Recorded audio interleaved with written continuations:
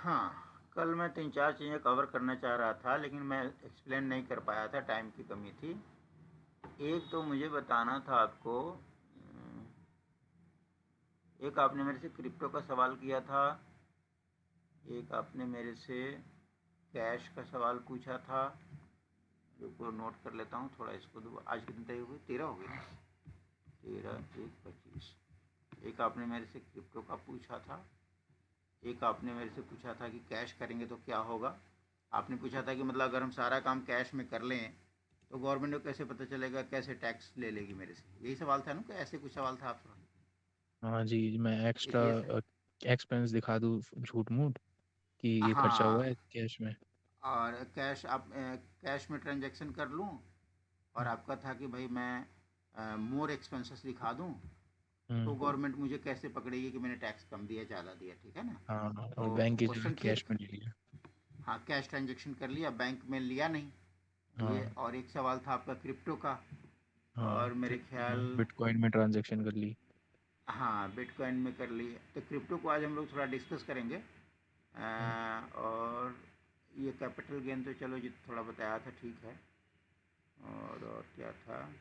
1-2% party government, अच्छा ठीक है। ये 2-3 पॉइंट थे जो हमें डिस्कस करने थे, जिसको थोड़ा सा समझने की कोशिश करते हैं कि क्या हो सकता है और क्या उस पर गवर्नमेंट का रूल कहता है। तो पहले क्रिप्टो को ख़त्म करते हैं। क्रिप्टो में क्या था? क्रिप्टो में मैंने थोड़ा सा कुछ आपको बता दिया था। वो ये है कि क्रिप्टो एक करेंसी है। जैसे ये आईएनआर होता है, चाइनीज करेंसी होता है, अमेरिकन करेंसी होता है, वैसा एक वर्चुअल करेंसी है। ठीक है? सबसे पहले तो जी। फिजिकल नहीं है। फिजिकल और वर्चुअल समझते हो ना? ये डिजिटल भी हेलो। होता है, उसको वर्चुअल कहते हैं। हाँ, जिसको आप छूते हाँ, नहीं हैं। वर्चुअल वो होता है जो डिजिटल। हाँ, जो डिजिट जो नॉन टचेबल है, जो डिजिटल है, जो कॉन्सेप्चुअल है, जो हम्म। जो हमारे हाथ में नहीं आता, नोट की तरह, 500 के नोट की तरह नहीं दिखता है। तो ये जो वर्चुअल करेंसी है, ये आउट इस वक्त आउट ऑफ इंडिया है, और इंडियन गवर्नमेंट ने इसको मान्यता नहीं दी है। Not valid in India. India में आप क्रिप्टो करेंसी से मेरे से कोई सामान नहीं खरीद सकते। जैसे मान लो मुझे 1000 रुपये चाहिए, आपने क्या किया, यूपीआई से कुछ, पेटीएम से कुछ मुझे ट्रांसफ़र कर दिया। दिख तो वो भी नहीं रहा, मेरे हाथ में तो टच नहीं हो रहा, लेकिन वो डिजिटल करेंसी है, तो सामने वाले को पैसा मिल जाता है, और ये इंडिया में वैलिड भी है। लेकिन वर्चुअल करेंसी जो क्रिप्टो है, ये भी इंडिया में वैलिड नहीं है, नॉट वैलिड फॉर ट्रांजेक्शन्स। भविष्य में आने में कोई हो जाए ना हो जाए उसका पता नहीं, बट आज की डेट में ये इनवैलिड करेंसी है। लेकिन आज की डेट में क्या है कि बहुत सारे इंडियन लोग इसमें ट्रेड करते हैं। ट्रेड का मतलब खरीदते बेचते हैं, बाई एंड सेल करते हैं, और इससे प्रॉफिट भी कमाते हैं। ठीक है? तो जब क्रिप्टो करेंसी सेल परचेज करते हैं, तो गवर्नमेंट कहती है ठीक है, इस पे आपको कैपिटल गेन देना पड़ेगा। जब हम लोग टैक्सेस पढ़ेंगे तो उसमें कैपिटल गेन आएगा। फिलहाल आप ये समझो, कैपिटल गेन वो होता है जब हम किसी एसेट को खरीद कर बेच देते हैं, और उसमें जो प्रॉफिट होता है उसको कैपिटल गेन कहते हैं। और कैपिटल लॉसेस भी होते हैं। कई बारी जब हम जितने में खरीदते हैं शेयर को, और वो हम कम में बेचना पड़ता है, तो कैपिटल लॉस भी होता है।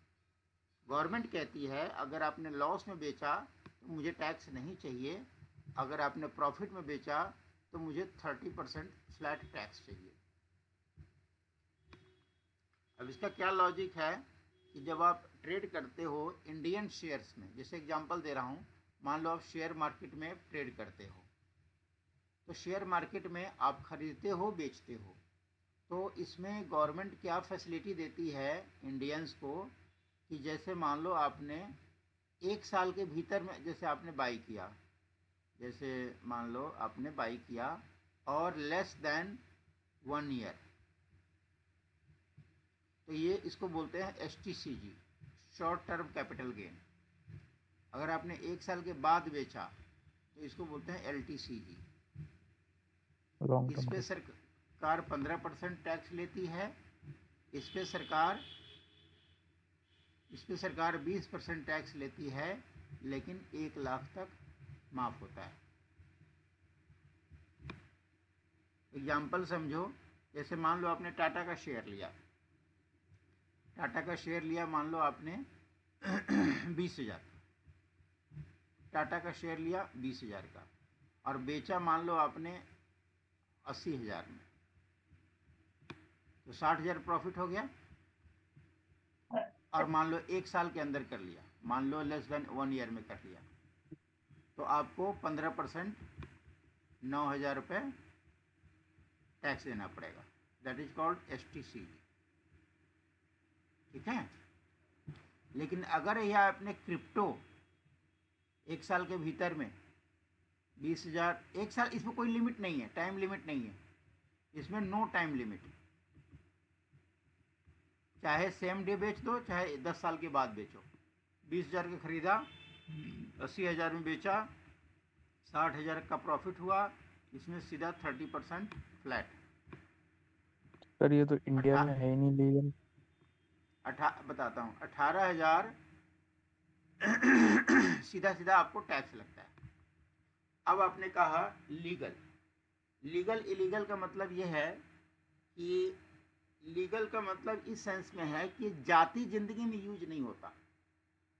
आप सब्जी खरीदने जाओगे तो सब्जी वाला आपसे इस करेंसी में पैसे नहीं लेगा, लेकिन अगर मैं पेटीएम लिख करोगे आप, तो पेटीएम से सब्जी वाला पैसे ले लेगा।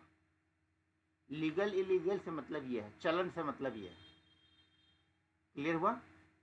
लेकिन जो ट्रेडिंग होती है, ट्रेडिंग जो है वहाँ पे होती है, क्या बोलते हैं, स्टॉक एक्सचेंज में होती है। स्टॉक एक्सचेंज में क्या होता है, लिंक होता है, डिजिटली सारा काम होता है।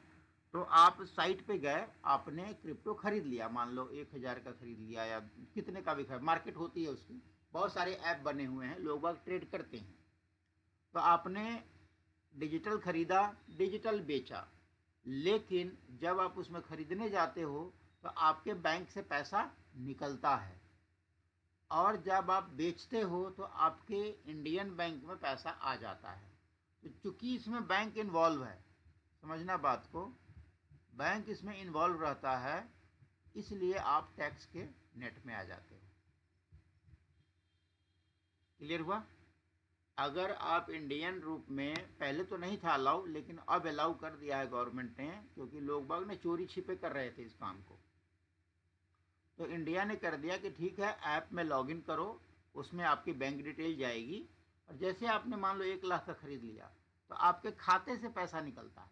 तो जैसे बैंक से पैसा निकलेगा, वो गवर्नमेंट के इंफॉर्मेशन में आ जाती है। सेम वे जब बेचते हो तो पैसा वापस आता है बैंक में, इसलिए बैंक में एंट्री आपकी आ जाती है। वहाँ गवर्नमेंट ऑफ इंडिया का इनकम टैक्स रूल कहता है कि भैया कुछ भी पैसा आ रहा है वो आपकी आमदनी है। तो आपसे पूछा जाएगा कि आमदनी कैसी है, तो आप कहोगे भैया मैंने क्रिप्टो बेचा था तो इसके पैसे आए थे। तो गवर्नमेंट ने उस पर लगा दिया सीधा सीधा, अगर आप क्रिप्टो में डील करोगे तो सीधा सीधा 30% टैक्स। एक बात और जस्ट जानकारी के लिए बता दूं, चूंकि 30% टैक्स की बात चल रही है, वो मैं आपको और बता दूं, जितने भी प्राइजेज होते हैं, प्राइज मनी, लॉटरी, इस पे भी 30% टैक्स लगता है। तो गवर्नमेंट जो है क्रिप्टो करेंसी के पैसे की प्रॉफिट को लॉटरी मानती है, जुआ मानती है। जैसे एग्जांपल एक और दे देता हूं आपको, कैसीनो। जैसे मान लो आपने कोई लॉटरी खरीदा, मान लो इंडिया में चलता है ना कुछ जगह लॉटरी, आपने 1 रुपए के टिकट खरीदी और आपको 1 करोड़ मिल गया, तो गवर्नमेंट आपसे 30% टैक्स ले लेगी। लॉटरी उसको बोलते हैं जो किस्मत से चलता है, इसको क्या बोलते हैं, एक तरह से प्रिजम्पटिव इनकम माना जाता है कि किस्मत वाली खेल है। ऐसे ही प्राइज मनी है। आप बहुत सारे मैच खेलते हो, क्रिकेट खेलते हो, लेकिन आपको नहीं पता कि आपको प्राइज मिलने वाला है, आप सिर्फ खेल पर ध्यान देते हो, संजोग से वो प्राइज आपको मिल जाता है। दावेदार तो बहुत सारे होते हैं, लेकिन आपको नहीं पता होता, इस पर आपको 30% टैक्स देना पड़ता है। ऐसे ही गवर्नमेंट जो कसिनो होता है, कसिनो एक तरह का जुआ घर होता है, इंडिया में लीगल है। कसिनो में मैं तो पर्सनली कभी नहीं गया, लेकिन जितनी मैं जानता हूँ उसमें लोग बाग जाते हैं कसिनो में, कैश में खेलते हैं, कैश में कुछ जुआ खेलते हैं, और जो भी जीतते हैं वो पैसा उनको वाइट में बन के आता है, उस पर 30% टैक्स लगता है। वो भी एक प्रकार का जुआ ही मैं होता कहाँ है। पर है सर? कसिनो आप गूगल मारोगे, जितने प्लेसेस हैं, आई थिंक कनॉट प्लेस वगैरह में होगा या जैसे किसी ये होटल में लास होगा। वेगास वगैरह में जो है बाहर की कंट्रीज में जैसे कसिनो होते वैसे हैं? ऐसे ही होंगे, हाँ ऐसे ही यहाँ भी, ये बड़े बड़े 5 स्टार होटल्स में भी हो सकते हैं। आप गूगल मारोगे मिलेगा। मेरा कोई जाती अनुभव नहीं है, मैं कभी गया नहीं, लेकिन कैसीनो फिल्मों में हम लोग देखते हैं। तो कैसीनो क्या होता है, कैसीनो भी एक कंपनी होती है, प्रॉपर गवर्नमेंट द्वारा ऑथराइज्ड कंपनी होती है। उस कैसीनो का काम होता है लोगों को एंटरटेन करना। लोग जाते हैं उसमें, जो भी दारू पीना है, जिसको जुआ खेलना जुआ खेले। लेकिन जुए में अगर आप वहाँ से जीत जाते हो, कैश में खेल रहे हो, लेकिन मान लो आपने 1 लाख रुपए जीत लिया, तो 1 लाख रुपए आपके वाइट इनकम मानी जाती है, लेकिन उस 1 लाख के ऊपर 30% वो लोग टैक्स काट लेते हैं, आपके नाम पे टैक्स भी जमा करा देते हैं। तो चूंकि गवर्नमेंट को वहाँ से टैक्स मिलता है, इसलिए गवर्नमेंट ने उसको लीगलाइज करा हुआ है। ये क्लियर तो हुआ? सर वो टैक्स वो वहीं काट लेते हैं या फिर उसकी अलग से आईटीआर हाँ, वो फाइल करके नहीं, बाद में? वो काट के 1 लाख जीतोगे तो 30,000 काट के 70,000 आपके खाते में देंगे। तो और कसिनो वाला तीस काट लेते हजार हाँ, और 30,000 रुपया आपके पैन नंबर पे कसीनो वाला जमा करा देगा टैक्स। जब आप हैं? रिटर्न भरोगे उसमें आप दिखा सकते हो जो मैंने 30,000 टैक्स दिया हुआ है। मतलब बिल्कुल प्रॉपर चैनल काम होता है। गवर्नमेंट को उसमें फ़ायदा है, 30,000 रुपये टैक्स मिल रहा है ना उसको। तो ये जो आपको बताने का मेरा लॉजिक ये था, ये 30% वाला जो मैंने आपको इन्फॉर्मेशन दिया, बताने का लॉजिक ये था कि क्या नाम है इसका, क्रिप्टो। क्रिप्टो को भी फिलहाल गवर्नमेंट जो है, इससे कमाए हुए प्रॉफिट को भी ये लॉटरी तरह ही मानती है गवर्नमेंट। ये भी एक जुआ है, क्योंकि हमारे देश में घुसता जा रहा है। तो और लोग बाग चोरी छिपे कर रहे हैं, दूसरे के नाम पे कर रहे हैं, लोगों का पैसा डूब जाता है। तो भैया करना है तो करो, मेरा टैक्स देते चलो, उसको इसने गैम्बलिंग में डाल दिया। जैसे आजकल देखा होगा वो क्या 11 सर्किल क्रिकेट खेलते हैं, आजकल कई सारे क्लब बने हुए हैं ना, जी, ड्रीम ऐप 11 बने वगैरह। हुए हैं। हाँ, ड्रीम 11 बने हुए हैं। तो उसमें आप जो भी पैसा जीतोगे, तो उस पैसे पे 30% आप टैक्स काट के आपको मिलता है। जैसे आपने मान लो 10 लाख रुपए जीत लिए फॉर एग्जाम्पल, तो 10 लाख का 30% 3 लाख काट लेगा, बाकी पैसा आपको देगा। अब तो बाकी का पर आपको सर्टिफिकेट भी दे देगा। अच्छा, तो सर इसकी आईटीआर फाइल करनी पड़ती है हमें? हाँ, तो ITR जब फाइल करोगे तो उसमें आपको बताना पड़ता है कि मैंने 10 लाख जीता था, ये मेरी आमदनी थी प्राइज मनी से, लॉटरी से। और 3 लाख जब टैक्स काटोगे तो टैक्स कटे हुए कॉलम में वो भी भरना पड़ेगा, मेरा 3 लाख ऑलरेडी जमा है। ओ। सबका पूरी इन्फॉर्मेशन देनी पड़ती है कि ये मेरी कमाई थी, ये मेरा टैक्स कटा, अब जो बच गया मेरा टैक्स वो ये है, मैं दे रहा हूँ चाहे ले रहा हूँ, जो भी है। अच्छा। तो मतलब वो सारा हिसाब किताब देना पड़ता है। ये मैंने आउट ऑफ सिलेबस आपको बता दिया, एक कसिनो वाली बात जो बताई मैंने, जस्ट आपके जानकारी के लिए बताई, क्योंकि क्रिप्टो वाला मैटर चला तो इसको इसी कैटेगरी में कहीं ना कहीं गवर्नमेंट ने रखा है, तो इसलिए ये ऐसा है। क्रिप्टो से रिलेटेड और कोई सवाल है तो बोल सकते हैं। नो। अगला सवाल आता है हमारा, अगला पॉइंट था हमारा कि कैश हम ट्रांजेक्शन। कैश ट्रांजेक्शन कर लेते हैं। चलो इस पर भी आपको कुछ कहानी सुना देता हूँ ताकि समझने में आसानी रहे। कैश ट्रांजेक्शन, कैश ट्रांजेक्शन पे गवर्नमेंट क्या करती है? कैश ट्रांजेक्शन का मतलब ये होता है, गवर्नमेंट प्रमोट करती है कि आप ऑनलाइन काम करें, या चेक के थ्रू काम करें, या बैंक के थ्रू काम करें। लेकिन इसके बाद भी बहुत सारे लोग कैश में डील करते हैं। जैसे वो क्या करते हैं, बैंक में कैश डिपॉजिट ज़्यादा करते हैं, कैश विड्रॉल ज़्यादा करते हैं बैंक से।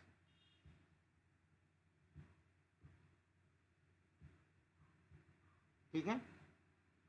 तो कैश में जो डील करते हैं, तो कुछ लोग तो शौक से करते हैं, अरे यार कैश आ गया डाल दे यार, या कैश निकाल ले यार, क्या करना। कुछ लोगों की मजबूरियां भी होती हैं, जैसे कुछ का कैसा ऐसा काम होता है जिसका सारा काम ही कैश में होता है। बहुत सारे लोग बाग हैं जिनका काम ही कैश में होता है। बहुत सारे लोग बाग ऐसे हैं तो वो उनकी मजबूरी होती है कैश जमा करना। जैसे एग्जाम्पल देता हूँ, समझाने के लिए आपको एग्जाम्पल दे रहा हूँ। जैसे कोई मंदिर है या कोई ऐसा धर्म का स्थान है, मेरे ख्याल मस्जिद में भी शायद होता है, मस्जिद का तो मुझे आइडिया नहीं, बट जहाँ चादर वादर चढ़ाते हैं, जो भी बोलते हैं उसको, तो वह भी एक धर्म का स्थल होता है, ट्रस्ट होता है। और ये ट्रस्ट जो है इंडिया में लीगल है। तो समझाने के लिए समझा दूँ, मान लो कोई मंदिर है, तो मंदिर में बहुत सारा चढ़ावा आता है। जैसे साईं बाबा का मंदिर है, बड़े सारे मंदिर फेमस हैं इंडिया में। तो उस मंदिर में जो चढ़ावा आता है कैश का, तो डेली का कैश आता है, तो वो सारा कैश मंदिर में तो रहेगा नहीं। उसकी जो भी उसके पदाधिकारी लोग होते हैं वो उसको गिनते हैं और उस पैसे को बैंक में अपना खाता खोला हुआ है उस खाते में जमा कर देते हैं। फिर उनको मंदिर में जो भी मेंटेनेंस खर्चा है, जो भी खर्चा पानी करते हैं, वो अपना चेक काट के खर्च करते हैं। जो एक प्रोसेस होता है बिजनेस का, वैसे ही काम होता है ट्रस्टों में। इतना क्लियर हुआ? सर तो मंदिर का जब कोई पैसा बैंक जय में जमा होता है, वो चूंकि कैश जमा हो रहा है, और ऐसे ही मंदिर वाले, चाहे कंपनी वाले, चाहे कोई छोटा दुकानदार वाला, कभी भी क्या करता है, बैंक में पैसा है, उसको ऑफिस के खर्चे के लिए कुछ पैसे निकालता है, महीने के 10,000, 20,000, 50,000, कुछ भी निकालता है। तो सरकार ने एक नियम सेट कर दिया कि जब भी कैश डिपॉजिट या कैश ट्रांजैक्शन एक लिमिट के ऊपर जाएगा तो सरकार उसका टैक्स काटेगी, CTT, कैश ट्रांजैक्शन टैक्स। सरकार, बैंक वाला काट लेता है कैश ट्रांजैक्शन टैक्स। एक सर्टेन लिमिट आपने जमा कर दिया, 20 लाख 30 लाख कैश जमा कर दिया, उसका कुछ परसेंटेज होता है वो काट लेता है। दंड किस बात का? क्योंकि आप कैश में डील कर रहे हो, इसलिए सरकार आपको दंड देती है, कुछ चार्जेज काट लेती है।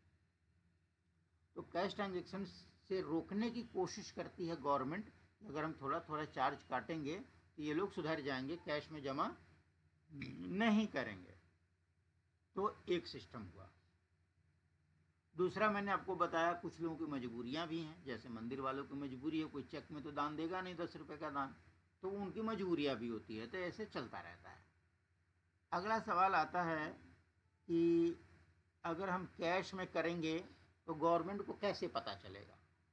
यही सवाल था ना। कैश ट्रांजैक्शन करना कुछ का शौक है, कुछ की मजबूरी है, ये तो आपको समझ में आ गया। लेकिन अगर आपका सवाल अगला ये हो सकता है कि भाई हम तो कैश में ही करेंगे, गवर्नमेंट क्या पता लग रहा है? तो इसका एक तरीका होता है, गवर्नमेंट का भी हर जगह एक अपना अपना तरीका होता है। इसके लिए मैं आपको एक छोटी सी कहानी सुनाता हूँ, और ये लाइव घटना है। कहानी इसलिए वर्ड बोल रहा हूँ क्योंकि बहुत पुरानी बात है, लेकिन ये एक्चुअल घटना है। दिल्ली में एक UPSC है, सुना है?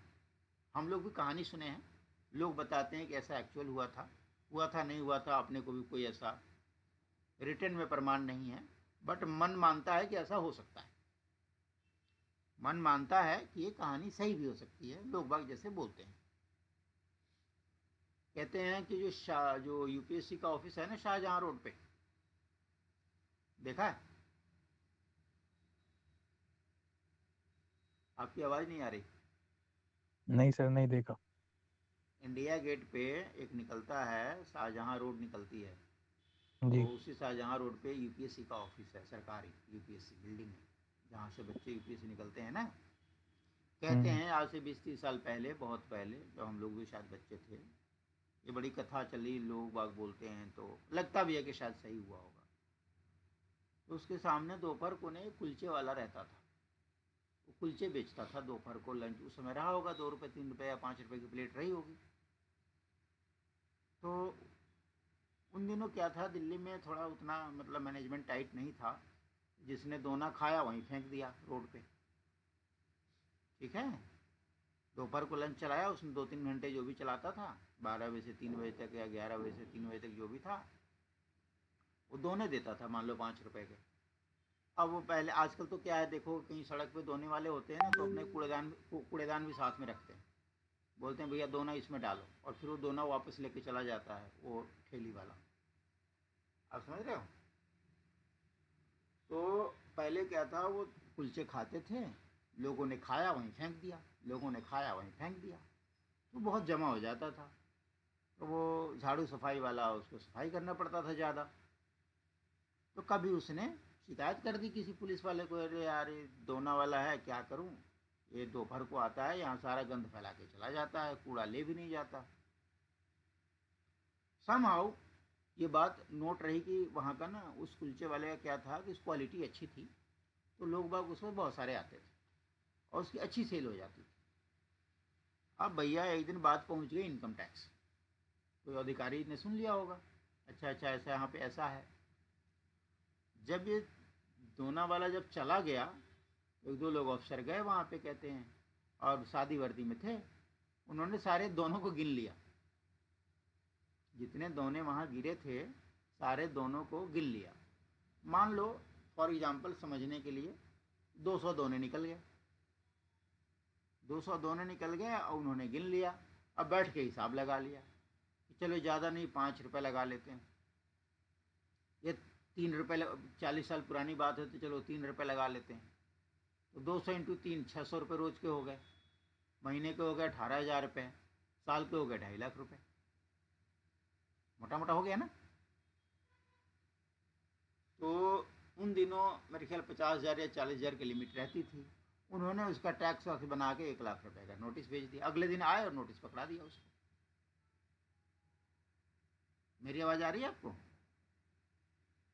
जी जी यार। हाँ। तो उसमें क्या हुआ, गवर्नमेंट के बंदे आए, अगले दिन एक नोटिस पकड़ा के उसको चले गए। चले गए तो उस समय तो वो बिजी था अपने धंधे में। जब अपना धंधा दुकानदारी बंद किया तो किसी पढ़े, अनपढ़ था वो बेचारा गरीब, तो किसी पढ़े लिखे से पूछा, भाई ये कोई साहब नोटिस पकड़ा गया, क्या है ये? मैं कहा भैया तेरे पे इनकम टैक्स का नोटिस है, तो जा इसको जमा कर दे, 1 लाख रुपए का नोटिस है। अगले दिन वो गया बैंक, अपने पैसे निकाले, बैग लेके चला गया इनकम टैक्स। बताओ बाबू ये नोटिस है आपका, सुना है कोई नोटिस है ये? तो इनकम टैक्स वाले ने देखा कि हाँ भाई हमारा नोटिस है, उसने लाख रुपए लिए और अपना टैक्स जमा करा लिया उसका। एक्चुअली इस कहानी से ये कहना चाहा मैं कि अगर कोई बंदा कैश में ही डील करता है तो आज नहीं तो कल वो गवर्नमेंट उसके हाथ पकड़ लेती किसी न किसी बहाने से। तो वो बंदे गवर्नमेंट के नेट में आ ही जाता है। हो सकता है उसका टैक्स 1 लाख नहीं बनता होता, शायद कम ही बनता, लेकिन जब गवर्नमेंट पकड़ती है तो अपना अगला पिछला सब लगा लेती है। तो अगर हम कैश बिजनेस भी करते हैं तो हमें कोशिश करनी चाहिए कि हम उसका प्रॉपर बुक्स बनाएं। एग्जाम्पल मैंने आपको दिया, समोसे की दुकान वाला है, चाय की दुकान वाला है, पान की दुकान वाला है, ऐसे बहुत से आपके आपके मस्जिद मजार पे जो फूल वाले होते हैं, मंदिर में फूल वाले जो होते हैं, दुकानें तो रहती हैं उनकी फूल की, लेकिन वहाँ कोई चेक तो देता नहीं है। आजकल तो इक्का दुक्का कुछ लोग पेटीएम करने लगे हैं, लेकिन आज भी वहाँ 90% कैश ही चलता है। तो ये दुकान वाले का फ़र्ज़ है, एज ए बिजनेसमैन हमारा फ़र्ज़ होता है कि हम गवर्नमेंट को सही बताएं। कल को हम बोलें कि भाई हमारा सेल इतना है, तो it should be reasonable. Government वाले बंदे को लगे कि हाँ यार इसकी इतनी की सेल होगी। थोड़ा बहुत ऊपर नीचे समझ में आता है, तो ये ख्याल रखना। एक तो और सर आपकी जो बात आती है। हाँ बोलो। टैक्स टैक्स चोरी वगैरह करते थे पहले के टाइम में, हम्म। मनी लॉन्ड्रिंग वगैरह, तो उसमें क्या हम्म। होता था? देखो मनी लॉन्ड्रिंग पहले भी होता था, किसी हद तक आज भी होता ही है। जैसे लोग तरीके बदल दिए हैं। मनी लॉन्ड्रिंग क्या होता है ना, जो आपका हवाला जिसको बोलते हो, हवाला समझते हो? नहीं। No, no sir. हवाला होता है, इसको मैं एक शॉर्टकट तरीके से समझा देता हूँ, आपको समझ में आ जाए। जैसे आप यहाँ दिल्ली में हो और आपके घर वाले वहाँ हैं, बंगाल में हैं मान लो। आप यहाँ स्टूडेंट हो, पढ़ रहे हो, ठीक है। एक महीने का खर्चा मान लो आपका 30,000 का है, तो आपने घर वालों को फ़ोन किया है, भाई मेरे पैसे ख़त्म हो गए, मुझे पैसे भेज दो। तो घर वाले ने क्या किया, उनको सोचा कि 3 महीने का 1 लाख रुपए भेज देता हूँ इसको, बच्चे को। अब 1 लाख भेजने के क्या तरीके हैं? एक तरीका ये है कि वो जाएंगे पोस्ट ऑफिस में और आपके नाम पे मनी ऑर्डर करेंगे, एक तरीका ये है। दूसरा तरीका ये है कि वो अपने बैंक में बगल में जाएंगे और वहाँ ड्राफ्ट बनाएंगे और आपके नाम पे, यहाँ आपके नाम पे ड्राफ्ट बना के भेज देंगे। ये तरीका है। मतलब अगर एक नंबर तरीके की बात करो तो यही सब तरीके हैं, मनी ऑर्डर करो या ड्राफ्ट भेजो या जो भी ये कम्युनिकेशन है गवर्नमेंट ऑथराइज, जो मोड ऑफ ये ट्रांसपोर्टेशन है, ट्रांजेक्शन है, ये आप करते हैं। अब मान लो कि मनी ऑर्डर पे शायद 5% या 2% लगता है, 2% मान लो, 2% लगता है फॉर एग्जाम्पल। तो 1 लाख पे 2% तो 2,000 रुपये पहले वहाँ जमा करना पड़ेगा घर वालों को, पोस्ट ऑफिस को। आज जमा करेंगे तो कल परसों नरसों में आपके यहाँ पोस्टमैन आएगा और आपको कहेगा बाबूजी आपका मनी ऑर्डर आया है, आप ये पैसे ले लो। ऐसे ही होता है ना। तो इस पूरे प्रोसेस में क्या हुआ, गवर्नमेंट को 2,000 रुपये का आमदनी हो गया। ये हुआ प्रॉपर चैनल। अब इसमें हवाला क्या करेगा? हवाला क्या करेगा, अब एक बंदा बिहार में और आपके गांव में भी बैठा है और उसी का एक बंदा यहाँ दिल्ली में भी बैठा है। अब आपके गांव वाले क्या गए, उस हवाले वाले के पास गए कि भाई 1 लाख रुपए भेजने हैं। तो कहा ठीक है, 1 लाख पे हम 100 रुपये लेते हैं या 1,000 रुपये लेते हैं या 500 रुपये लेते हैं, हमें 500 रुपये दे दो, वहाँ 1 लाख मिल जाएगा। आपके घर वालों ने 1,05,00,000 रुपये वहीं जमा करा दिया हवाला वाले। और यहाँ पर जो उसका बंदा, हवाले वाले का जो एजेंट यहाँ दिल्ली में बैठा है, ये आपको कॉल करेगा, आपको बोलेगा आ जाओ भाई पैसे ले जाओ। आप गए यहाँ दिल्ली के दिल्ली पैसे ले आए 1 लाख। तो जो 2,000 रुपये या 1,000 रुपये या 500 रुपये गवर्नमेंट को मिलने चाहिए थे, वो पैसा किसको मिला? हवाला एजेंट को मिला। ये समझ में आया? This is called money laundering. Basic यही है। अलग अलग इंडस्ट्री में, अलग अलग मोड में, अलग अलग पर्पस से, अलग अलग अमाउंट पे जो पैसा गवर्नमेंट के सिस्टम को स्किप करके चला जाए, वो मनी लॉन्ड्रिंग। क्लियर हुआ? अब इसको रोकने के लिए इस पर गवर्नमेंट के तंत्र काम करते रहते हैं, छापे मारते रहते हैं, नियम बनाते रहते हैं। जितना पार लगता है पार लगता है, इसके बाद भी शायद कहीं ना कहीं हो ही जाता होगा, अपराध तो चलता ही रहता है। But end of the day ये क्राइम है। गवर्नमेंट कहती है कि आप हमारी सुविधाओं का यूज करें, हमें अगर हम कुछ चार्ज करते हैं तो वो हमारा हक है, लेकिन आपका पैसा सेफ रहेगा। हवाला मनी लॉन्ड्रिंग गवर्नमेंट के टैक्स को चोरी करता है, इसलिए गवर्नमेंट की तरफ से वो बैन है। ये क्लियर हुआ? अब इसी पर अभी आपने बोला टैक्स की चोरी, इस पर एक और मुझे कहानी याद आ गई, वो भी सुना देता हूँ आपको। टैक्स की चोरी, आजकल जीएसटी है, नाम सुना होगा, आजकल जीएसटी चलता है। बहुत पहले जीएसटी से पहले सेल टैक्स था, सेल टैक्स था, सीएसटी था, वैट था, लोकल। Value added tax. अब वैट से ही पहले सेल टैक्स था, अच्छा। वैट भी बाद में आया, उससे पहले सेल टैक्स था। Local sale tax, central sales tax, ऐसे था। कहते हैं, हालांकि मेरा कोई एक जानकार था, वो बताता था, निजामुद्दीन में आपके कोई होटल था, निजामुद्दीन में कोई खाना खाने के लिए होटल खोला था, उसमें वेज नॉन वेज सब मिलते थे। निजामुद्दीन की घटना है। और उसकी सेल्स बहुत अच्छी चलती थी, बहुत अच्छी चलती थी, अच्छा अच्छा कमा रहा था वो। तो क्या हुआ, उसने एक ना कैश मेमो भी छपवा रखा था। तो ज़्यादातर पब्लिक तो खा के चली जाती है, उसने क्या करा, छपवा रखा था, तो अगर कोई बिल मांग लिया तो कैश मेमो दे देता था काट के। अब क्या हुआ, किसी टाइम बाद, कुछ टाइम बाद क्या हुआ, 3-4 सेल्स टैक्स ऑफिसर लोग थे, वो वैसे घूमने आए थे, शादी वर्दी में थे, वो ड्यूटी पे नहीं थे, वैसे घूमने आए थे निजामुद्दीन। तो सोचा चलो यार खाना खा लेते हैं, देखा ये ढाबा है, बैठ गए। जब बैठ गए तो उसमें उन्होंने ऑर्डर दिया, खाना खाया, जो भी था, जो कुछ भी उसके अंदर था, मीनू था, मीनू का एक कॉपी रख लिया, और खाना खाने के बाद बोला कि भाई हमें बिल दे दो। दुकान वाले ने थोड़ा आनाकानी किया, अरे बाबू जी बिल क्या लोगे, क्या है जो भी है। फिर भी कहा नहीं भैया हमें एक कैश मेमो दे दो, हमें तो दिखाना पड़ता है, हम तो जहाँ नौकरी करते हैं हमें दिखाना पड़ता है। उसने उस दुकान वाले से एक बिल ले लिया। ये सही घटना बता रहा हूँ, लेकिन कौन सी दुकान की बात है, कौन से केस की बात है, कौन से साल, हमें कुछ नहीं पता, हमें किसी ने बताया। और वहाँ वो क्या किया, ऑफिसर लोगों ने गप सप के बहाने, कभी कोल्ड ड्रिंक्स मंगा रहा है, कभी चाय मंगा रहा है, कभी कुछ मंगा रहा है, नमकीन मंगा रहा है, कभी खाना ही खा रहा है। ये सब पूरे प्रोसेस में उसने 2-2.5 घंटे वहीं निकाल दिए। ठीक, 2-2.5 घंटे में उन लोगों ने नोटिस कर लिया कि कितने कस्टमर आए, करीब कितने की बिलिंग हो गई होगी। अगली बार जब गए अपने ऑफिस, वहीं से नोटिस भेज दिया, आओ भाई।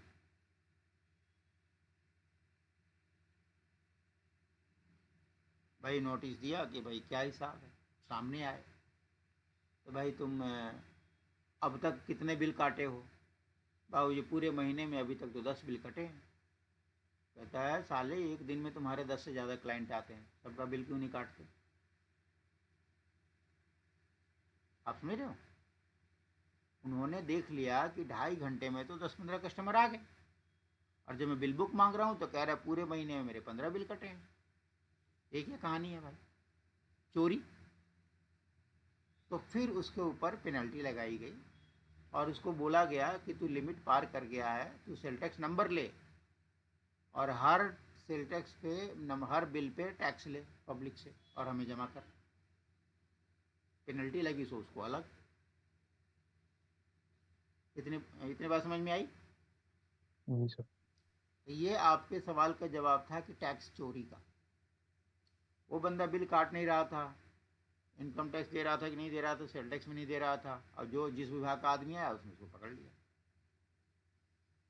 अगला ट्रांजेक्शन, अगला आपका केस था, अगला आपका सवाल था कि मैं मोर एक्सपेंसेस दिखा दूं, खर्चे ज़्यादा दिखा दूं। इस पर भी रूल है, वो भी आपको समझा देता हूँ।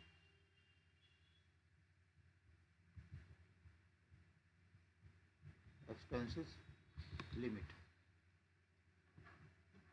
अब ये समझो, जो खर्चे डालते हैं वो इनकम के अगेंस्ट डालते हैं, ठीक है जी। इनकम तुम्हारी नॉर्मली 2 प्रकार की होती है, एक तो ट्रेडिंग से होती है, जिसके अंदर सेल्स आता है, जो आपने पढ़ रखा है।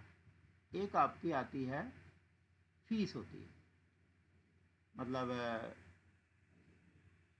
प्रोफेशनल फीस के पैसे आते हैं। मेनली 2 होते हैं, ठीक है। गवर्नमेंट ने रूल बना दिया कि चाहे तुम कितने खर्चे डाल लो, चाहे तुम कितने खर्चे डाल लो। पहले तो इतना लिबरल नहीं था, इतना छूट नहीं था, लेकिन गवर्नमेंट ने थोड़ा आसान कर दिया कि चाहे तुम कितने खर्चे डाल लो, अगर तुम्हारा काम सेल्स परचेज का है तो तुम 8% कम से कम प्रॉफिट जरूर दिखाओगे, और अगर प्रोफेशनल फीस है, तुम कोई कंसल्टेंसी करते हो, तो कम से कम 50% प्रॉफिट दिखाओगे। ये समझ में आया? हाँ, आपका सवाल था कि अगर मैं बहुत ज़्यादा खर्चे दिखा दूँ तो गवर्नमेंट क्या कर लेगी। गवर्नमेंट एक नियम बना दिया कि अगर आप सेल परचेज में डील करते हैं तो कम से कम 8% की प्रॉफिट दिखाइए, और जो भी प्रॉफिट का अमाउंट बनता है उसी हिसाब से मुझे टैक्स दीजिए। यानी कि ज़्यादा से ज़्यादा 92% तक के खर्चे गवर्नमेंट आपको अलाउ कर देती है। अगर आप प्रोफेशनल हैं, जैसे टीचर हो गया, वकील हो गया, डॉक्टर हो गया, ऐसा जो दिमाग से काम करता है, आर्किटेक्चर हो गया, आर्किटेक्ट हो गया, तो ये लोगों का जो कमाई है ये प्रोफेशनल के अंदर आता है। गवर्नमेंट कहती है कि आप चाहे जितने मर्जी खर्चे दिखा लो, मुझे 50% प्रॉफिट दिखा दो। फिर कोई कहता है कि नहीं सर, मेरा धंधा कुछ ऐसा है कि मुझे प्रॉफिट जो है 8% नहीं होता, मुझे तो मुश्किल से 3 या 4% कमाता हूँ। कह सकता है? हाँ जी। हाँ जी। मान लो आप कहते हो कि सर मेरा धंधा ऐसा है, मार्केट में इतना ज़्यादा कंपटीशन है कि मैं 3-4% से ज़्यादा नहीं कमा पाता हूँ, आप मेरे से 8% प्रॉफिट बोल रहे हो, तो मैं तो मर जाऊँगा। तो गवर्नमेंट कहती है कोई बात नहीं। ऐसे ही मान लो कोई प्रोफेशनल कहता है कि सर मैं तो इतना सुंदर ऑफिस खोल लिया हूँ कि मेरा ऑफिस का किराया ही 5 लाख रुपये महीना है, मेरा तो 50% क्या, मेरा तो मुश्किल से 15% बचता है। कोई प्रोफेशनल कहता है कि मेरा 10 से 15% ज़्यादा नहीं बचता। तो गवर्नमेंट कहती है क्यों? तो सर मेरा ऑफिस ही इतना सुंदर जगह पे है, मैं टॉप मैंने स्टाफ रखे हुए हैं, मेरा ये खर्चा वो खर्चा, ब्रांडेड पेपर यूज करते हैं हम, तो एग्जीक्यूटिव बॉन्ड से नीचे हम पेपर यूज नहीं करते। हम तो पेन भी जो यूज करते हैं वो भी साला 1,000 रुपये वाला पेन होता है। हमारे स्टाफ को तो हम बढ़िया बढ़िया यूनिफॉर्म देते हैं, 10-10 हज़ार का यूनिफॉर्म देते हैं पहनने के लिए, हमारा तो बचता ही नहीं। बोल सकता है? तो गवर्नमेंट कहती है कोई बात नहीं, मैं आपका ये भी मैं आपका ये भी मान लूँगा और ये भी मान लूँगा, आपकी दलील को मान लूँगा, लेकिन आपके कहने से नहीं मानूँगा, आपके सीए द्वारा ऑडिट करवा दो इसको, तब मैं मान लूँगा। समझ में आया? आपके इस क्वेश्चन का आंसर चल रहा है कि अगर मैं खर्चे ज़्यादा दिखा दूँ तो गवर्नमेंट मुझे कैसे पकड़ेगी। गवर्नमेंट ने पहले तो रूल बना दिया और बोला फिर भी अगर आपको और ज़्यादा खर्चे डालने हैं तो आप ऑडिट कर दो। ऑडिट करने के कुछ कंडीशंस दे दिए। एक तो जैसे आपने बताया खर्चे बता दिए, कुछ में टर्नओवर की भी लिमिटेशन होती है, टर्नओवर की भी लिमिट होती है, उस पर भी सीए की ऑडिट जरूरी हो जाती है, तभी गवर्नमेंट मानती है। आपने 100 करोड़ का माल बेच दिया, मान लो 100 करोड़ का, अब प्रॉफिट तुमने दिखा दिया 8% के बदले 10% दिखा दिया, मान लो 10% ही प्रॉफिट दिखा दिया और 100 करोड़ का सेल है। अब आप कहोगे सरकार को तो 8% चाहिए, मैंने तो 10% प्रॉफिट दिखा दिया, तो मेरा तो ले लेगा गवर्नमेंट। गवर्नमेंट कहेगी नहीं मैं नहीं मानता, आप किसी सीए से ऑडिट करा के लाओ तब मानूंगा। मोटी बात समझ में आई? यानी गवर्नमेंट ने अपना एक अथॉरिटी दे रखा है चार्टर अकाउंटेंट को, तो वो आपके बुक्स को चेक करेगा, उसको हिसाब करेगा, ऑडिट करेगा, जो गलतियां होंगी उसको दूर करवाएगा आपसे, तो वो सर्टिफाई कर देगा। वो जब वो सेटिस्फाइड हो जाएगा तब मैं आपकी बात एक बार को मान लूँगा। इसका मतलब ये भी नहीं कि आगे उस पर स्क्रूटनी नहीं आएगी, स्क्रूटनी उसके बाद भी आ सकती है, लेकिन आपके पेपर में जमा ले लूँगा, पेपर में वैसे जमा नहीं लूँगा। नहीं कहते हैं जब हम कोर्ट में जाते हैं तो हम कुछ बोलने लगते हैं जज के सामने, जज क्या कहता है, भैया किसी वकील के थ्रू आइए आप, वरना आपको नहीं सुनेंगे। तो एक वकील आता है, वो हमसे पेपर लेता है, अपने तरीके से उसको पेश करता है जज के पास, तो वकील के थ्रू वो पेपर जमा हो जाता है। वैसे ही जब इस तरह की आप रिटर्न भरेंगे, इनकम टैक्स या सेल्स टैक्स, ऐसे केस में गवर्नमेंट कहती है किसी सीए को पकड़ो, सीए के थ्रू अपना बुक्स चेक करवाओ, ऑडिट करवाओ, और वो उसको बोलो रिपोर्ट फाइल करे। तो सीए का जो ऑडिट रिपोर्ट जाता है उसके बेस पे गवर्नमेंट उसको मानती है।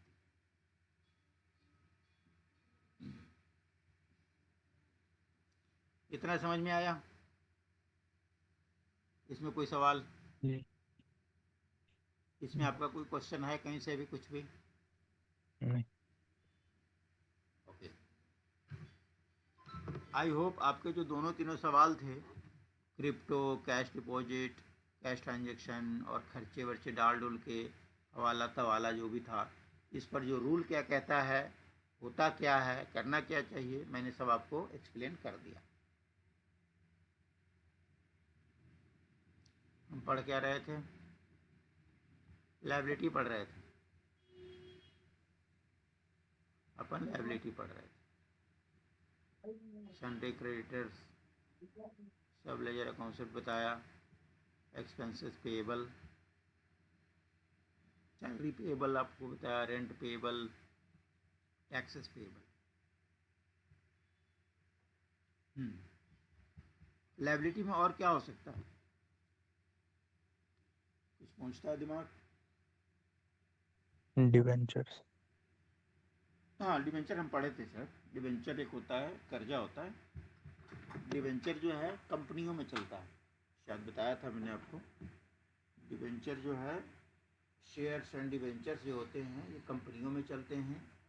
और जो प्रोप्राइटरशिप फर्में होती हैं, पार्टनरशिप फर्में होती हैं, उनमें डिवेंचर नहीं चलता, उनमें सिंपल लोन चलता है। लोन मैंने मेरे ख्याल 2 तरीके का बताया था, secured loan, unsecured loan. Loan हमारा हो चुका है। और कोई ऐसा लगता है जो आपको लायबिलिटी के अंदर आ सकती है?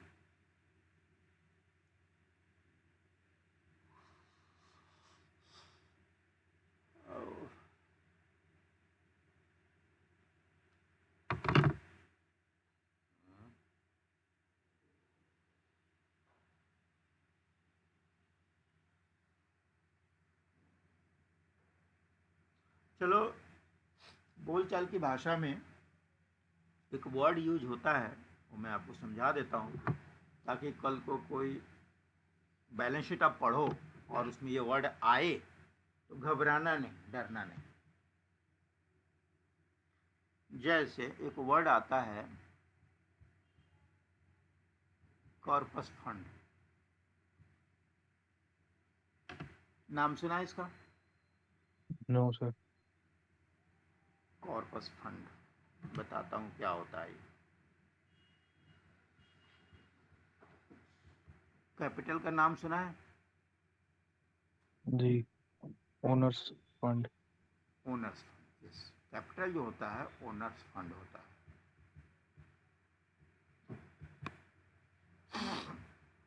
कॉर्पस फंड जो होता है ये सोसाइटी का फंड होता है। एक वर्ड आता है सोसाइटी ट्रस्ट, थोड़ा सा इसके बारे में आपको बता देता हूँ।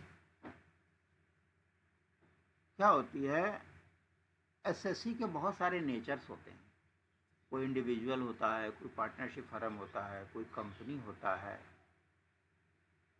कोई एओपी होता है, कोई सोसाइटी होता है, कोई ट्रस्ट होता है। सबके अलग अलग अपने अपने डेफिनेशंस हैं, सबके अलग अलग पैन नंबर होते हैं, सबके अपने अपने नियम होते हैं। तो मैं एक जानकारी के लिए बता देता हूँ,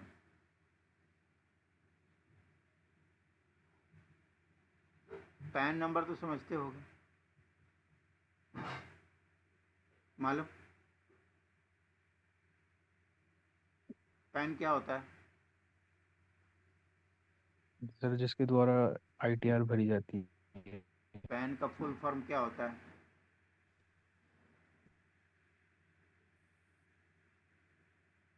हाँ कि ना? वो सब मैं कह रहा हूँ पैन का फुल फॉर्म मालूम? आवाज़ कट रही है, आपकी आवाज़ ब्रेक हो रही है। हेलो। हाँ, मैं कह रहा हूँ पैन का फुल फॉर्म मालूम है? सर भूल गया मैं। भूल गया, कोई बात। पैन कार्ड हम लोग कैरी करते हैं, मेरे पास भी होगा, आपके पास भी होगा, सबके पास होता है। पैन का फुल फॉर्म होता है परमानेंट अकाउंट नंबर। हाँ।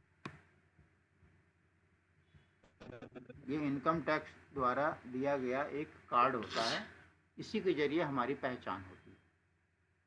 ठीक है? तुम्हारा पैन कार्ड है? जी, अभी है? अभी है। जरा निकालो।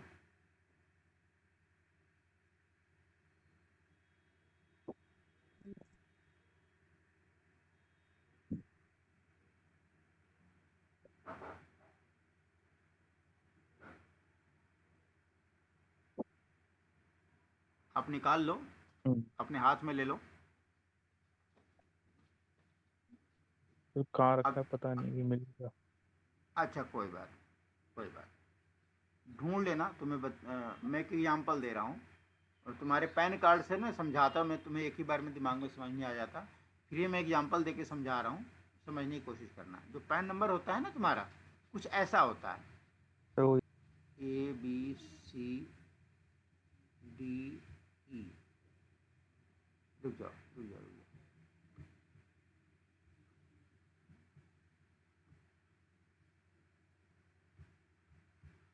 ABC पहला 3 लेटर्स होते हैं, ठीक है।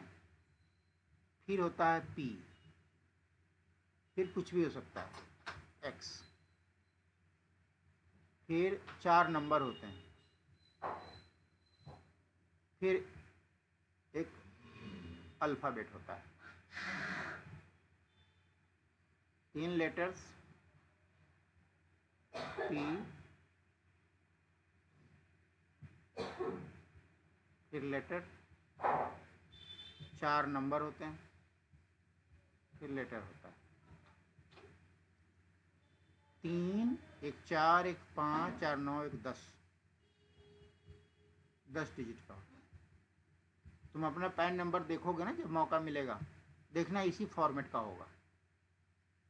पहले कोई भी 3 अल्फ़ाबेट होंगे, फिर P लिखा होगा, फिर कोई अल्फ़ाबेट होगा, फिर 4 नंबर होंगे, फिर एक अल्फ़ाबेट होगा, ठीक है।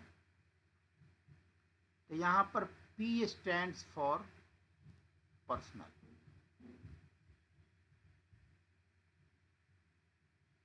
इंडिविजुअल कह सकते हो। एक आदमी का जब होता है ऐसा पैन नंबर होता है।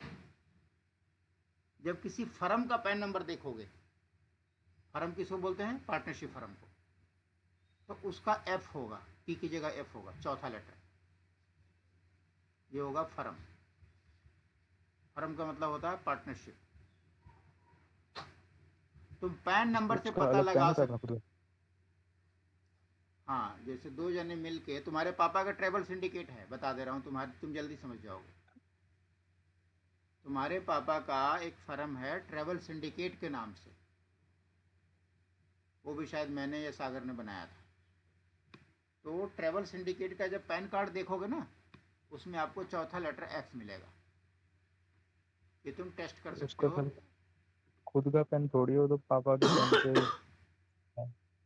नहीं, यही तो, चलो आगे मैं पढ़ाऊँगा। बट फर्म का पैन अलग होता है। Firm is a separate identity, individual is a separate identity.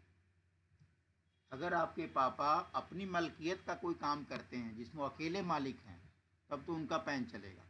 लेकिन फर्म में कम से कम 2 लोग होते हैं, 2 या 2 से ज़्यादा। जब 2 जने मिल के काम करते हैं तो फर्म होता है, पार्टनरशिप होती है, तो उसका पैन नंबर अलग होता है। तुम्हारे पापा का पैन नंबर अलग है, ट्रेवल सिंडिकेट का पैन नंबर अलग है। क्लियर हुआ? तीसरा ऐसे ही होता है, आप पैन नंबर से पता लगा सकते हो कि ये क्या है, इंडिविजुअल है कि पार्टनरशिप है। जो कंपनी होती है ना, कंपनी का C होता है। कोई प्राइवेट लिमिटेड कंपनी का पैन नंबर कभी मौका लगे तो देखना, उसका चौथा लेटर C होता है। कोई ट्रस्ट का देखना T होता है, ठीक है। ये कुछ पहचान के तरीके। ये मैं आपको किस बात पे बता दिया? Corpus fund. तो कॉर्पस फंड होता है सोसाइटी के लिए, सोसाइटी कह लो, ट्रस्ट कह लो, इसी के अंदर सोसाइटी भी आता है। सोसाइटी क्या होता है, कुछ बेसिक मालूम है? ABCD।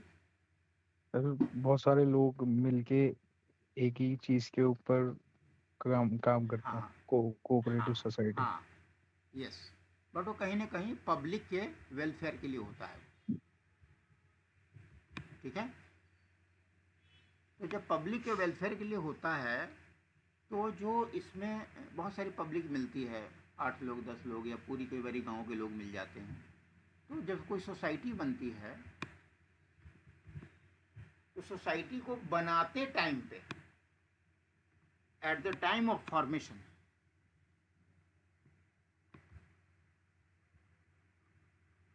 फॉर्मेशन के टाइम पे या उसके बाद भी कई बार कुछ लोग पैसा देते हैं कि सोसाइटी चले। वो बोलते हैं ये पैसा जो मैं दे रहा हूँ ये सोसाइटी के टिकने के लिए पैसा दे रहा हूँ।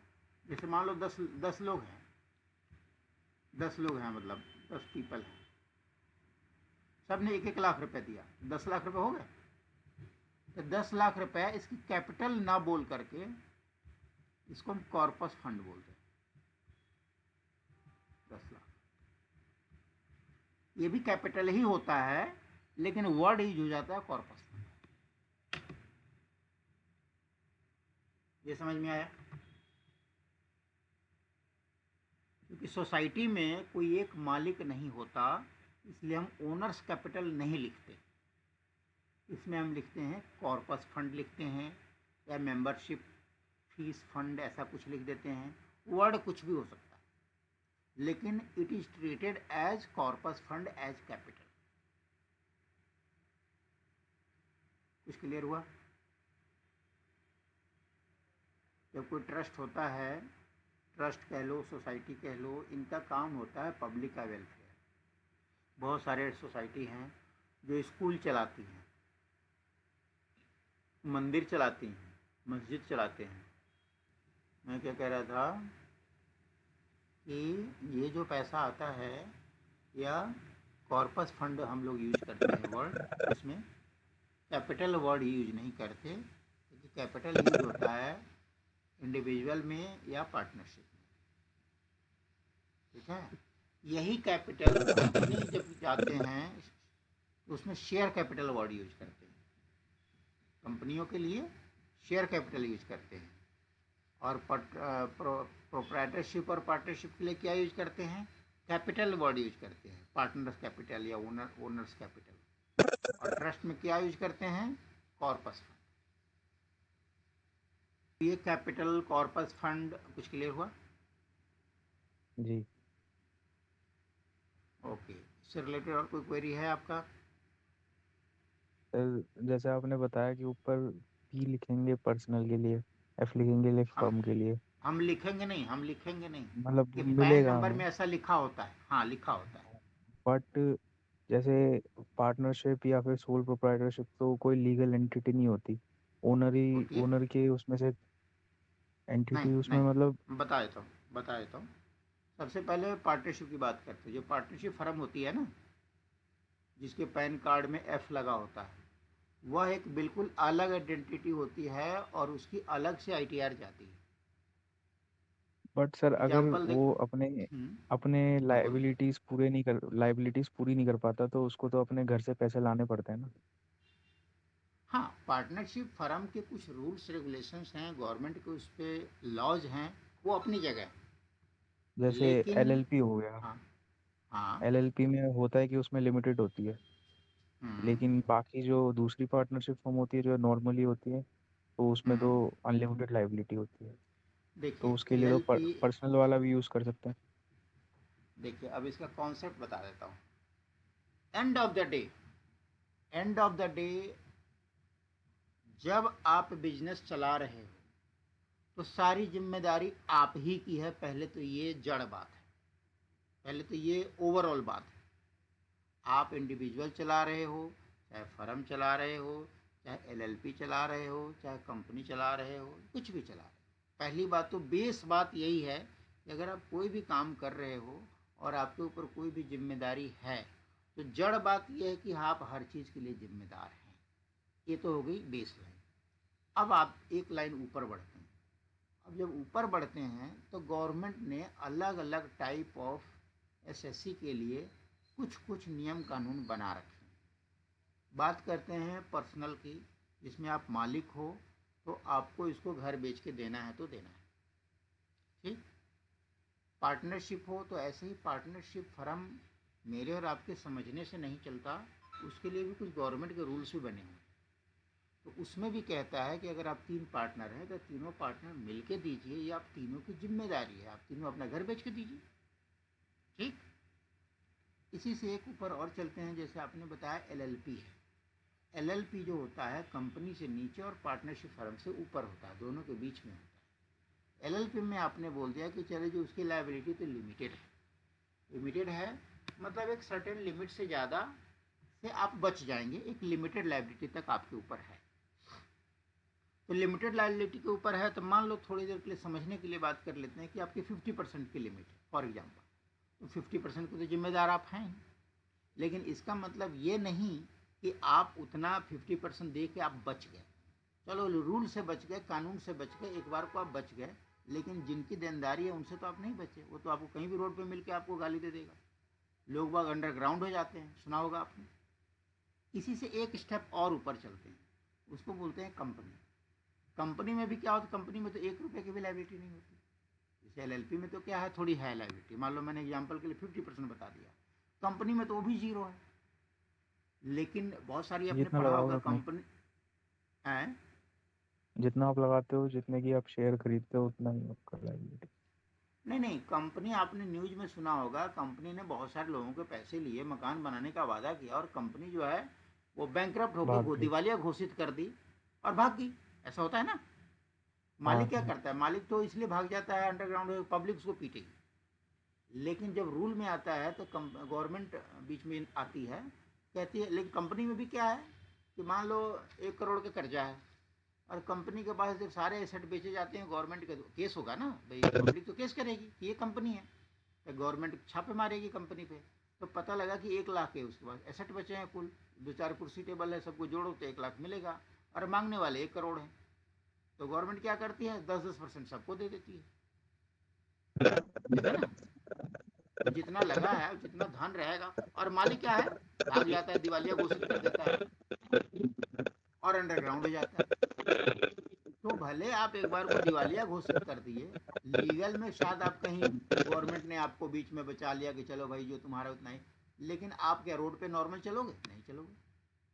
वही पब्लिक जहां आपको देखेगी वहीं रगड़ देगी। तो कहने का मतलब है कि जड़ बात यह है कि जिम्मेदारी तो आप ही की है। हाँ, लेकिन कुछ कागज पत्र वाली बात आती है तो कंपनी के कुछ रूल हैं जो आपको बोल देते हैं कि चलो भाई आप जो है कंपनी को दिवालिया घोषित कर दो, जो पैसे लिए थे कंपनी ने लिए थे, मैंने तो लिए नहीं थे। तो इस तरीके से जब कंपनी की बदनामी होती है तो आपकी भी बदनामी होती है। एग्जाम्पल के तौर पे बता दूं आपको, आवाज कट रही है तुम्हारी। जैसे अनिल अंबानी का केस पढ़ा है तुमने। अनिल अंबानी का बड़ा चल रहा है आजकल अखबारों में, देखा होगा। अनिल अंबानी की बहुत बड़ी बड़ी कंपनियां बैंकरप्ट हो गई। उनके कंपनियों के शेयर के भाव देख लो क्या कितने नीचे आ गए। लोग बाग जो हैं उसी कंपनी में पैसा नहीं लगाना चाहते आज की डेट में। क्यों? क्योंकि उसकी 1-2 कंपनियां बैंकरप्ट हो। एक टाइम पे पूरे वर्ल्ड का नंबर 1 अमीर आदमी था ये अनिल अंबानी, वहां से घट के कहाँ बिल्कुल कंगाल हो गए। तो जिम्मेदारी की बात आती है, जिम्मेदारी तो आपकी पूरी ही होती है, लेकिन लीगल के नाम पे आती है बात, तो चलो अब कागज पत्र के सहारे से थोड़ा बच जाते। ये चारों क्लियर हुआ।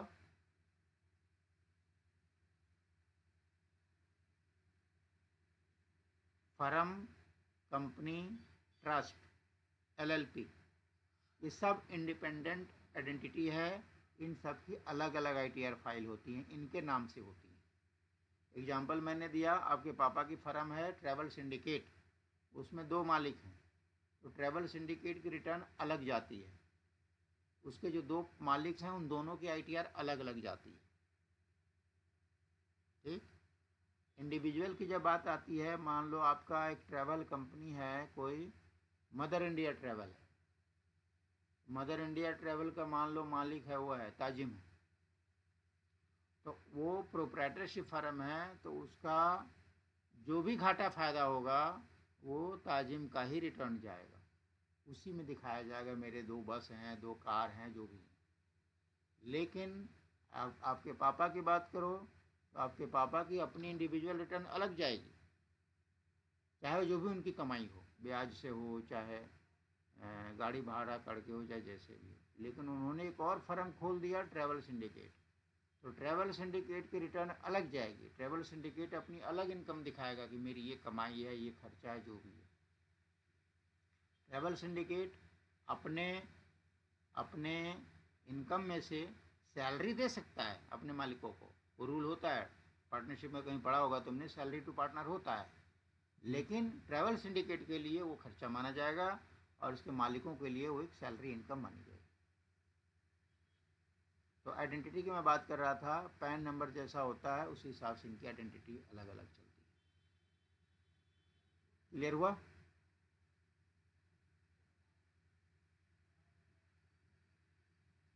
हेलो, जी सर।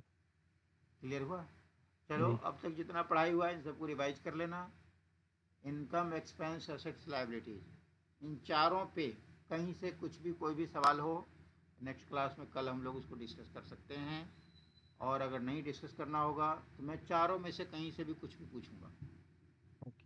और फिर अपन आगे बढ़ेंगे, आगे क्या करें। ये ठीक। अभी हमने चारों का कॉन्सेप्ट समझ लिए, एग्जाम्पल समझ लिए। अगर कोई हेड आपके माइंड में नया आवे, नया कुछ क्वेश्चन लगे, यू कैन आस्क। ओके। ठीक है, कल मिलते हैं फिर। ओके। चलो, टेक केयर, थैंक यू।